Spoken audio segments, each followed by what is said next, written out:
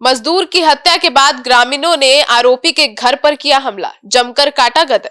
नमस्कार, आप देख रहे हैं सिटी पोस्ट लाइव। मैं हूं सृष्टि राज।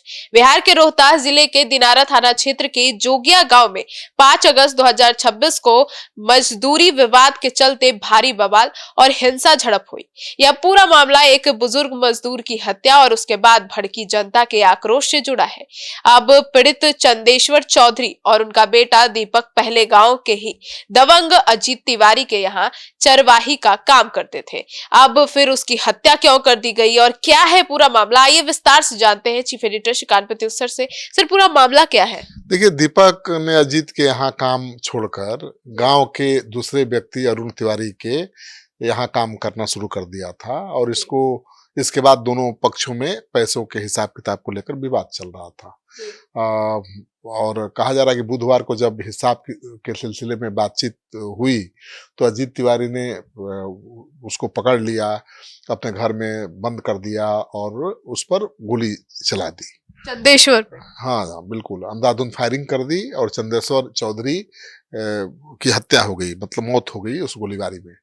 आरोप है कि हत्या के बाद अजीत तिवारी 100 को गाड़ी में डालकर भाग गया और उसे नहर पे कहीं फेंक दिया। पुलिस अभी खोज रही है, अभी तक लाश मिली नहीं है। तो एक मजदूर की हत्या से जुड़ा हुआ मामला है। तो खबर तो ये भी आ रही है कि ग्रामीणों ने आरोपी के घर पर हमला कर दिया। देखिए, जैसे ही इस घर 2 मजदूर गए थे तिवारी के घर और एक मजदूर को तिवारी ने अंदर खींच लिया, घर के अंदर उसे गोली मार दी, चंद्रेश्वर चौधरी को। दूसरा मजदूर जो साथ गया था वो गोली की आवाज सुनकर भाग गया और उसने गांव में जाकर खबर दे दी। तो गांव के लोग जुट गए और घटना से आक्रोशित लोगों ने आरोपी अजीत तिवारी के घर पर धावा बोल दिया। भीड़ ने जमकर पत्थरबाजी की और आरोपी के घर समेत वहां खड़े 3 ट्रैक्टर, कार, हार्वेस्टर सबको आग के हवाले कर दिया। सबसे बड़ी बात यह है कि तनाव जब बढ़ रहा था तो उसको ध्यान में रखते हुए पुलिस के अधिकारी जवान भी वहां पहुंच गए थे, लेकिन वो हालात को काबू नहीं कर पाए। उनकी आंखों के सामने लोगों ने खूब बवाल काटा, गदर काटा, घर में रखे अनाज को तबाह कर दिया, जला उसमें आग लगा दी, ट्रैक्टर, हार्वेस्टर, मतलब पुलिस मुख्य दर्शक बनी रही और जो लोग थे वो उपद्रव मचाते रहे, बवाल करते रहे। सवाल ये उठता है कि ठीक है, हत्या हुई है तो आरोपी की गिरफ्तारी होनी चाहिए और उसको सजा होनी चाहिए, लेकिन जिस तरह से लोगों ने कानून को अपने हाथ में लिया और पुलिस के सामने पूरे उत्पात मचाई, उससे तो भाई कानून व्यवस्था को लेकर सवाल खड़ा हो रहा है। हत्या के बाद 100 लेकर भाग रहे मुख्य आरोपी अजीत तिवारी को पुलिस ने पीछा करते हुए उत्तर प्रदेश के गाजीपुर से गिरफ्तार भी कर लिया है।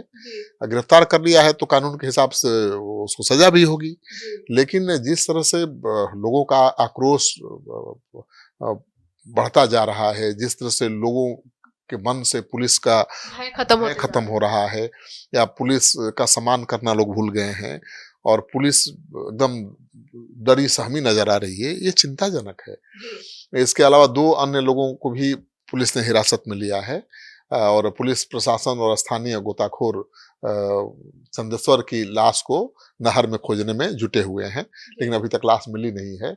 इलाके में शांति व्यवस्था बनाए रखने के लिए पुलिस बल तैनात कर दिया गया है। तो ये घटना तो देखने में बहुत छोटी लगती है कि एक मजदूर से मालिक का विवाद था मजदूरी को लेकर और मजदूर जब गया मजदूरी मांगने तो मालिक ने उसे गोली मार दी। लेकिन उसके बाद जो कुछ हुआ, जिस तरह से आरोपी के घर पर हमला हुआ, पुलिस फोर्स के सामने उसके घर में घुसकर लोगों ने ट्रैक्टर में आग लगाई, जेसीबी को आग के हवाले कर दिया, सारा अनाज के बोरे फाड़ दिए, उसमें आग लगा दी। मतलब जो तांडव होता है ना वो देखने लायक है। माने पुलिस के सामने इस तरह से अगर भीड़ तांडव कर रही है, पुलिस मुख्य दर्शक बनी हुई है, तो चिंता की बात है ना। और कहाँ जा रहा है बिहार भाई, कहाँ का माहौल तो सब देखिए, लगातार पुलिस के एक्शन पर सवाल उठ रहे हैं। आरा में भी उठा पुलिस के कार्रवाई पर सवाल, सिवान में भी उठा पुलिस की कार्रवाई पर सवाल, AK-47 छात्रों पर चला दिया।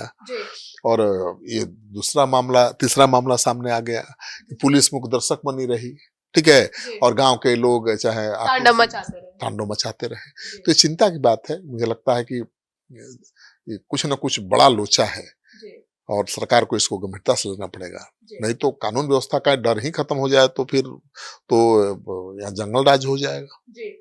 तो सुना आपने, तो अब इस पूरे खबर को लेकर आपकी क्या राय है कमेंट सेक्शन में जरूर बताइएगा। फिलहाल इस पर जो भी अपडेट्स आते हैं सबसे पहले लेकर आपके पास पहुंचेंगे। धन्यवाद।